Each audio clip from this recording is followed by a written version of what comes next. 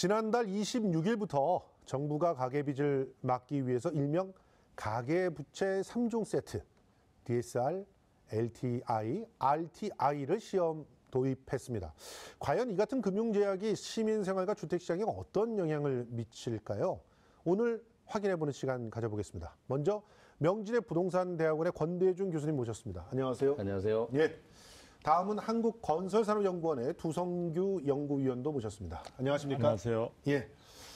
지난번에 이제 두 분 모시고 이 부동산 대책 얘기를 하면서 많은 시청자들이 관심을 가져주셔가지고요. 저희가 두 분 다시 모시고 오늘은 가계부채 이 문제에 대해서 짚어보는데요. 일단 가계부채가 1,450조를 넘어섰습니다. 이제 적극적인 대안이 필요한 건 맞는데요. 일단 이 가계부채 3종 세트의 개념부터 파악하고 들어갔으면 좋겠습니다. 우리 그래픽으로 준비를 했는데요. 보시면서 우리 교수님께서 설명 좀 해주시죠. 이번에 정부가 그 대출 규제하는 세 가지 3종 세트가 첫째가 DSR입니다. 이거는 이제 총체적 상환 능력 비율이라는 건데요. 예전에 DTI 같은 경우는 이제 자기 소득 대비 대출 비율로 신 DTI는 예전에 대출을 받았던 것까지도 원금 이자를 포함해서 대출을 갚았거든요. 근데 이제 주택만 해당됐는데 이번에는 부동산 대출, 주택 대출뿐이 아니라 마이너스 통장이라든지 또는 그 여러 가지 그 연소득 대비 대출 비율이 포함되는 건 다 들어가요. 학자금 대출도 다 들어갑니다. 자동차 대출. 그렇죠. 이렇게 해서 이제 소득으로 나누어서 상환 능력을 보고 대출을 주는데 RTI라는 건 뭔가요? 이거 한 가지 더 말씀드리겠어요. 근데 이 DSR에서 빠지는 게 있습니다. 이게 이제 바로 전세금 대출이나 또는 중도금 대출이나 이주 비용은 빠집니다. 그렇군요. 네, 그건 빠지면 다행이네요. 네, 다행입니다. 그것마저 들어갔다면 큰일 날 뻔했죠. 그런데 이제 RTI는 임대업 이자 상환 능력입니다. 그러니까 임대업을 하는 사람들이 그 이자 들어오는 거에 대해서 대출을 갚을 수 있는 능력 범위가 있을 거 아닙니까? 그 범위 내에서만 대출을 줍니다. 임대 소득을 가지고 대출을 범위를 정하는 거죠. 그다음에 이제 마지막으로 LTI는 소득 대비 대출 비율입니다. 이거는 이제 가계 자금을 빌려서 자영업을 하는 사람들 그 이익에 대해서 근로소득이나 이걸 포함해서 그 범위 내에서 대출을 주는 거예요. 이렇게 되는데 이제 주택 임대로 만약 대출을 받을 때는 125%까지만 되고 나머지 임대 소득이나 이런 걸 낼 때는 150%까지 주긴 줍니다. 이렇게 이제 대출 규제를 그 여러 가지 방면에서 다 이제 전방위적으로 이제 규제를 하고 있는데요. 이 DSR이나 RTI나 LTI를 동시에 이제 시행하고 있는데 이 DSR은 전면 시행하는 건 아니고요. 10월 달부터 이제 전면 시행할 계획입니다. 지금은 시범 시행. 네, 시범 시행입니다. 자, 근데 이렇게 설명을 들어도 아직까지 참 감이 안 잡혀서 뭔가 좀 사례를 들어서 한번 보면 지금 가계대출을 쓰시는 분들이 어떻게 제약을 받는지 더 잘 알 수 있지 않을까요? 전반적으로 지금 이제 DSR 부분에 있어서는 이제 신용대출 같은 경우에는 이제 150%, 그다음에 부동산과 관련되는 이제 담보대출 같은 경우는 200%까지 이제 대출을 받을 수 있도록 하는데요. 무엇보다 이번에 전반적인 대출 부분에 있어서의 규제가 설정되다 보니까 실질적으로 나중에 이제 여러 가지 그동안에는 많은 분들이 주택담보대출의 이름으로 대출을 받긴 하지만 실질적으로 그런 부분을 자영업이라든지 개인 사업자로서의 대출을 통해서 그게 쉽지 않은 상황에서 주택담보대출의 이름으로 빌려가지고 이제 거기에 해당되는 곳에 많이 사용을 해왔었습니다. 그런데 그런 부분들이 사실상 굉장히 큰 전체의 어떤 규제의 틀 속에서 이제 묶이게 되기 때문에 이전보다는 실제로 아주 영세하면서도 자영업자들의 어떤 자금 조달은 굉장히 어려워지는 그런 상황이 이제 되어버렸고요. 그리고 우리가 보통 보면은 이제 이번에 많은 대출 규제 억제 장치들이 있지만 그게 이제 주택담보대출 부분이 이제 DTI나 신DTI 경우에도 기존의 원리금을 다 갚느냐, 이자만 갚았느냐 이런 부분의 차이를 보여주고 있는데요. 주택담보대출이라는 것이 우리의 가계에 있어서 차지하는 자산의 가장 큰 비중을 차지하고 있습니다. 그 부분이 지금 본격적으로 규제의 핵심에다가 이번에 DSR 같은 경우는 부가적인 우리 생활 속에서 충분히 대출을 많이 받게 되는 자동차 대출이나 신용대출이나 마이너스 대출이나 이런 것들을 다 망라해서 대출의 한도를 정한다는 것이기 때문에 실제로 아마 이제 앞으로 창구를 찾아가시게 되면은 기존 대출이 있는 분은 물론이고 신규 대출 받는 경우에 있어서도 거의 힘들어졌다. 한마디로 표현하면 힘들어졌다. 이래 보시면은 틀림이 없을 것 같습니다. 근데 힘들다는 건 아는데, 이제 일단 DSR 하나만 놓고 설명을 해보자면, 가령 주택담보대출로 한 2억 정도를 갖다 빌린 분이 있어요. 근데 신용대출로 이전에 마이너스 통장을 한 1,000만 원 쓰고 있어요. 그러면 여기서 이자로 갖게 되는 돈을 네네. 소득하고 이렇게 대비를 해서 네네네. 소득의 150%까지로 그렇죠. 제한을 둔다는 거 아닙니까? 그렇죠, 그렇죠. 그러니까 이 정도 이상을 당신이 빌리면 도저히 갚을 수 없는 거야. 예, 그렇죠. 위험하다고 예. 보는 거죠. 이게 그러니까 전반적으로 이번에 대출 부분에 대해서 제가 조금 안타까운 점은 예. 이게 가계부채의 부실화를 막기 위해서 대출 억제가 나왔는데 예.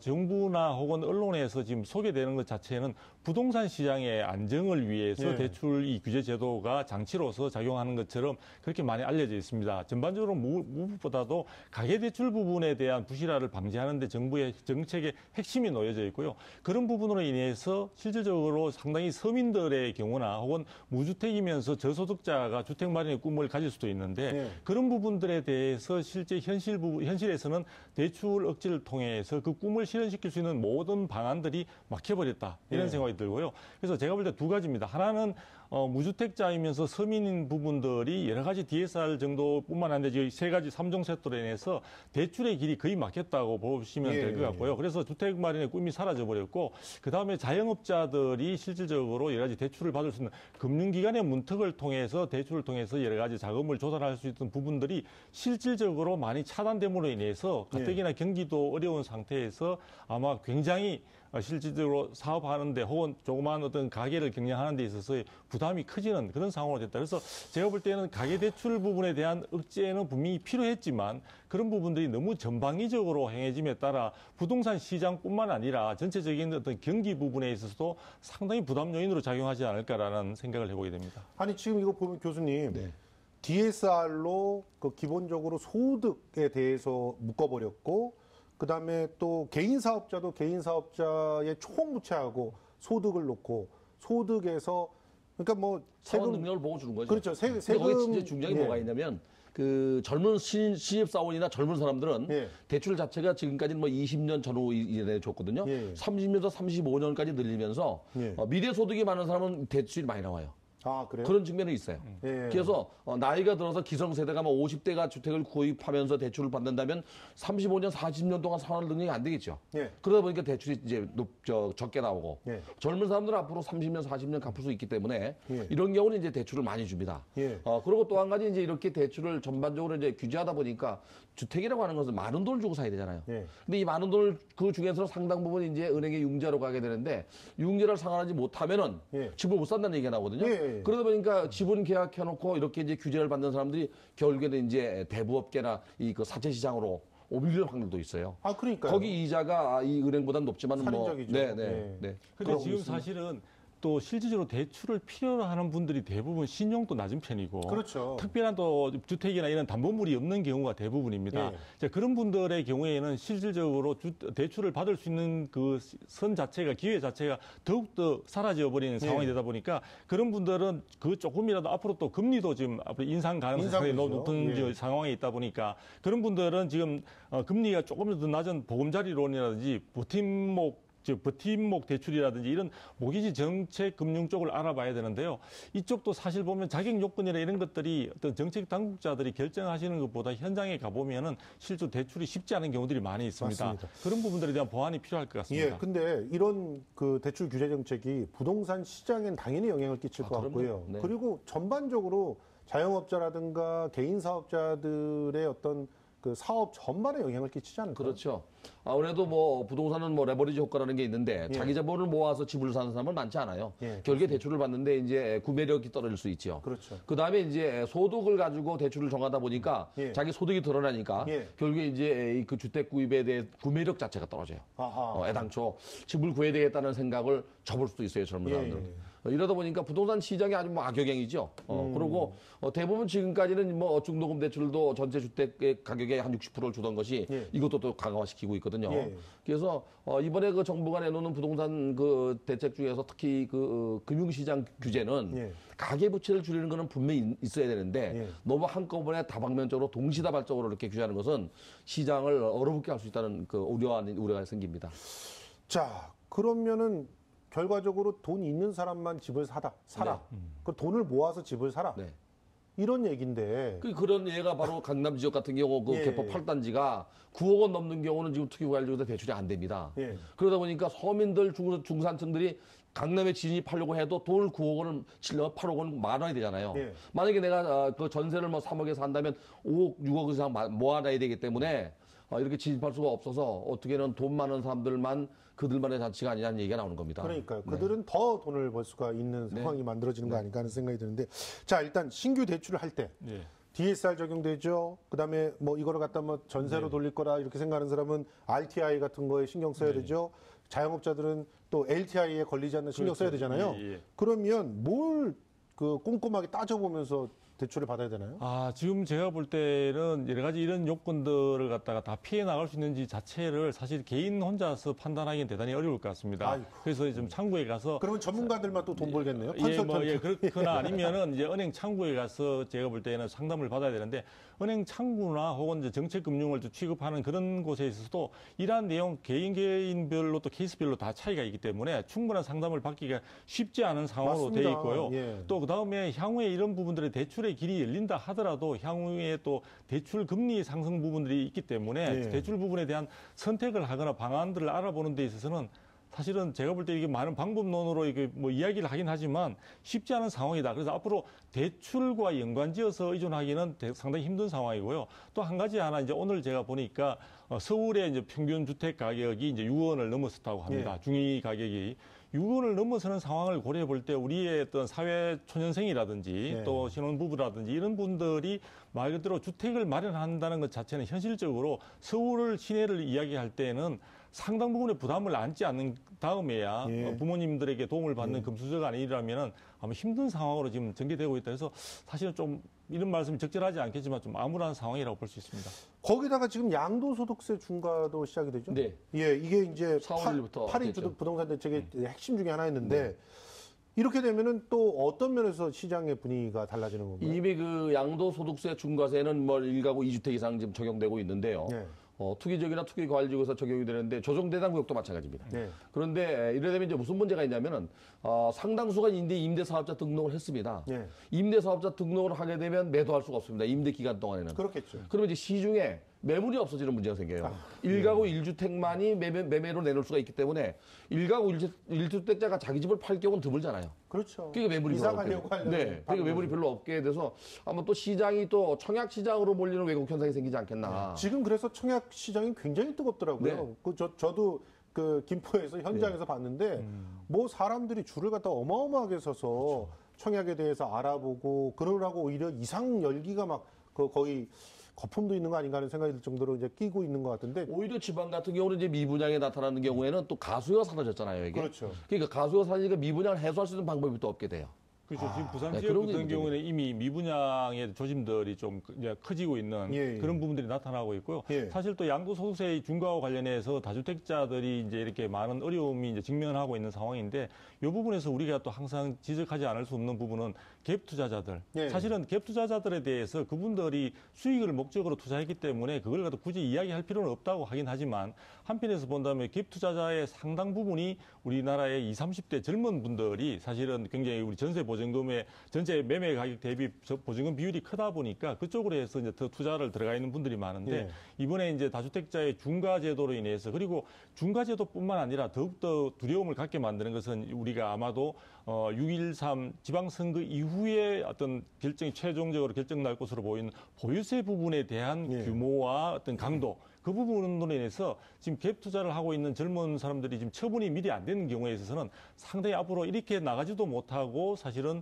굉장히 안고 있을 수도 없는 그런 상황에서 자산 가치 하락까지 동반된다면 굉장히 힘든 상황들이 전개될 가능성도 높다고 볼 수가 있습니다. 일단은 삼각파도네요. 그렇습니다. 연구 의원님이 네. 말씀하신 거 보면 대출이 규제가 엄청나죠. 거기다가 양도세 중과가 있으니 지금 그 주택을 팔 시기를 이미 놓친 거고. 거죠. 그리고 거기다가 보유세가 그렇죠. 닥쳐온단 말이죠. 네네. 6월 이후에. 금리도 인상될 계획입니다. 거기다 미국에서 이제 금리 인상 막 계속 하니까 지금 역금리도 금리까지. 있잖아요. 예. 네. 그래서 시청자분들께 만약에 팁을 준다 그러면 예. 다주택자 중에서 다중 채무자인 경우, 예. 이제 이자가 올라가서 감당이 안 되는 경우, 그런 경우는 양도소득이 적은 것부터 일단 팔아야 돼요. 그래도 팔아야 돼요. 양도소득이 작으면 양도세 적게 나거든요. 아니 그런데 이제 매물이 그렇게 해서 또 쏟아져 나오면 오히려 부동산 가격이 떨어지죠. 아니죠. 오히려 지금 양도소득세 중과세가 있기 때문에 시중에 매물은 거의 없는 상태입니다. 이미. 그래서 이런 매물을 내놓으면 매매가 쉽게 될 수 있어요, 오히려. 오히려? 네, 그래서 양도소득이 적은 매물부터 시중에 매각을 시작하면 좀 부담을 덜 수 있지 않겠나 하는 생각이 듭니다. 자, 이런 상황에서요. 이제 저금리 시대가 마감된 거 아니냐 이런 얘기도 그렇습니다. 나오는데 그러면 지금 뭐 대출을 고민하는 분들 아니더라도 지금 자기가 열심히 벌어서 저축을 해가지고 뭔가를 하려고 하는 분들도 이 저금리 시대가 마감되는 거에 대한 대비는 어떻게 해야 될까요? 예, 저금리가 마감되는 상황에서는 뭐 장기 모기지나 이런 경우가 아니라면은 대출을 끼고 주택을 구입한다는 자체는 대단히 위험한 선택일 수 있다. 그렇죠. 이렇게 보여지고 있고요. 정부도 이런 부분들에 대한 우려를 충분히 감안했던 것으로 보여지는데 이제 주거복지라는 이름 속에서 충분히 공공주택에 대한 충분한 공급들, 그러니까 임대주택과 함께 또 공공분양까지 포함해서 정부가 매년 20만 호에서 5년간 100만 호를 내겠다, 공급을 하겠다라고 이야기를 하고 있고요. 그에 대한 전담 부서를 지금 이번에 새로이 신설을 했습니다. 그런 부분들로 봐서 제가 볼 때는 주택의 지금 상황들을 제가 뭐 말씀드린다면 꼭 주택 구입 쪽에 어떤 비중을 많이 두기보다는 충분한 지금의 대출 금리라든지 지금의 앞으로 고금리 위주로 간다는 그런 점들과 대출 자체의 장벽이 대단히 높다는 점을 감안한다면 주택 구입 쪽보다는 정부가 이야기하는 공공주택 쪽에 있어서 임대주택이라든지 그런 쪽에 해법을 찾을 수 있는 노력이나 관심이 더 필요할 것으로 저는 보여집니다. 아니 그런데 그 부분에 대해서는 일단 정부가 약속한 대로 공급을 해줘야 된다는 하나 아직 실현되지 않은 거라는 것이 있고 또 다들 공공주택으로 몰려가면 민간주택 시장은 더 형편없이 망가질 거 아닙니까? 그런데 올해 지금 주택 물량 어마어마하게 공급된다면서요? 44만 가구 정도가 입주 물량이고요. 42만 가구를 공급한답니다. 아니 그러니까 그 42만 가구가 다 민간에서 이제 공급되는 거잖아요. 네. 정부가 발표한 이제, 그 공공임대주택은 지금 뭐 서울 수도권 지역에 8군데를 지금 발표했는데요. 지금부터 시작해도 아마도 한 3년 정도 걸리지 않겠나. 그렇죠. 3년 지구 지정하고 뭐 토지 보상하고 건물 지금 3년 이상 걸리기 때문에 3년 이내에는 민간주택의 그 공급을 의지할 수밖에 없는데요. 3년 후도 100만 가구가 한꺼번에 들어오는 게 아니잖아요. 그렇죠. 공공주택이. 네. 근데 지금 2015년도부터 공급된 물량들이 지금 100만 가구가 넘거든요. 그게 이제 입주 물량이 이제 도래돼서 수도권 일부 지역에 지금 역전세나 미분양 미입주 사태가 벌어지고 있는데 금년도에 입주 물량만 44만 가구입니다. 일단. 그러면 이제 여기서 지금 동탄에서 이런 일이 벌어졌잖아요. 여러 개를 사고 있었던 사람이 그 감당하지 못하니까 61채를 그냥 다 경매로 내놔버렸어요. 그래놓고서 이제 경매해서 손해 보고 전세보증금 못 받을 것 같으니까 그냥 사. 그러면서 시세보다 더 비싼 가격으로 막 떠넘기고 있단 말이죠. 이런 일들에 대해서는 어떻게 대비를 해야 됩니까? 지금 이제 역전세는 가장 대표적인 그 모습이고 이제 깡통 전세가 되는 그런 상황들인데요. 그런 부분과 관련해서는 현재 사실 전세를 들어갈 때 사실은 전세 보증을 갖다 보증보험에 의해 가입을 해서 그 부분에 대한 사전 비용이 조금 든다 하더라도 충분한 대비를 하는 것이 필요합니다. 보험이요? 앞으로 이런 상황들이 계속해서 심화될 가능성이 높기 때문에 전세를 할 때 여러 가지 전세 관련되는 계약 내용뿐만 아니라 전세 보증보험을 충분히 가입을 하셔가지고 그 부분을 통해서 전세 보증금을 나중에 그 집을 나올 때 충분히 온전하게 돌려받을 수 있도록 하는 그런 준비가 필요할 것으로 보여집니다. 아니 지금 전세로 사시는 분들은 지금 전세금도 계속 올리고 거기다가 전세 보험도 들어야 되고 여러모로 더 부담이 더 심해지는 그런 상황인데 그 집 살 수 있는 길은 막히고 아니 이런 상황에서 부동산에 대해서 어떤 방향과 태도를 취해야지 서민들이 그나마 희망을 가질 수 있을까요? 정부가 작년 그 5월 9일 날 그 문재인 대통령이 취임하고 난 이후에 7번의 대책이 나왔거든요. 7번이 전부 다 공급 정책 말고는 규제 정책이었어요. 규제를 계속 하다 보면 단기적인 효과는 있는데 장기적인 효과가 없어요, 이게. 결과적으로 지금 집값이 올라가고 있잖아요. 그리고 또 규제해서 영향을 받는 그 기간이 짧아져요, 점점. 그렇죠. 그리고 시간이 지나면 또 이제 주택 공급이 가격이 오르가는 이유를 알아야 되거든요. 수요가 많다는 얘기인데 수요가 많으면 공급이 돼야 되는데 그걸 뒤따르지 못하면 결국에 또 가격이 또 오르고 이렇게 반복되는데 정부가 좀 그 지역별로 시장을 면밀히 분석해서 그 지역마다 맞춤형 정책을 필요로 해요. 이게 그런 게 좀 미진하지 않나.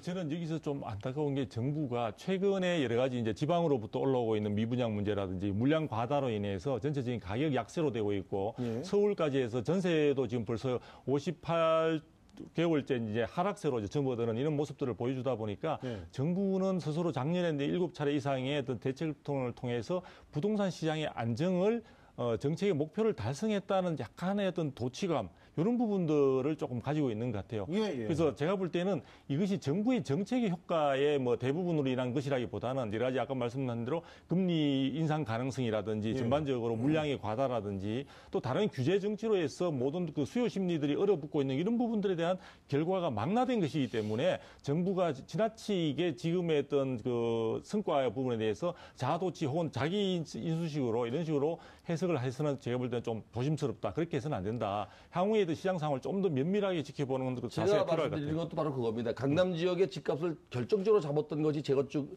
그 안전진단 강화입니다. 맞습니다. 이 그 강남 지역의 집값이 오르기 시작한 것이 이제 재건축 시장이었는데 이건 분명히 잡은 것 같아요. 근데 문제는 이제 안전진단을 50점, 100점 만점에 50점을 친다고 해서 이게 과연 그럼 계속 갈 것인가? 또 언젠가는 슬라마되거나 또 노후불량해지면 또 이걸 완화시킬 수 있거든요. 그럼 또 롤러코스터를 타듯이 가격이 또 올라갈 수 있어요. 그래서 정부가 좀 중장기적인 대책을 내놓고 주택 공급이 필요한 데는 좀 공급을 하고 또 만약에 주택 공급을 더 할 수 없다면 수요를 분산하는 정책을 써야 돼요. 지금 지방 같은 경우는 이제 미분양 그 물량이 점점 늘어나면 결국에는 정부가 손을 댈 수밖에 없거든요. 뭐 건설사가 도산하거나 또는 뭐 지어놓은 불 꺼진 창인들이 나타날 텐데 그래 되면 뭐 예전에 우리가 기억하겠지만은 2009년도에 2월 12일 날 정부가 내놓은 대책 중에 하나가 그 당시 미분양 아파트가 10만 가구가 넘어서 취득세 50% 감면 혜택과 5년간 양도세 면제 혜택을 줘서 없앤 적이 있어요. 2012년도에도 똑같이 그랬거든요. 9월 20일부터 연말까지 그 연말까지 그랬는데 이 지방 같은 경우는 그렇게 그 혜택을 준다 하더라도 지방까지 투자를 안 갈 수도 있거든요. 이게 또. 또 지방은 공급량도 이제 많습니다. 그래서 이거를 그 수요 공급 바란스를 좀 잘 맞춰서 적절한 지역별 그 맞춤형 정책은 정말 이때가 필요한 것 같아요. 그렇습니다. 앞으로는 정말 부동산 시장에서 각 지역마다 그 지역에 잘 맞는 그런 부동산 정책을 개발할 수 있었으면 좋겠고요. 그러기 위해서라도 빨리 지방 분권에 어떤 시대들이 맞습니다. 좀 와야 되지 않을까 그런 생각들이 좀 듭니다. 지금까지 명지대 부동산대학원 권대중 교수님 그리고 한국건설산업연구원 두성규 연구위원 모시고 강력한 규제 속 수도권 주택 시장을 전망해 봤습니다. 두 분 말씀 고맙습니다. 감사합니다. 고맙습니다.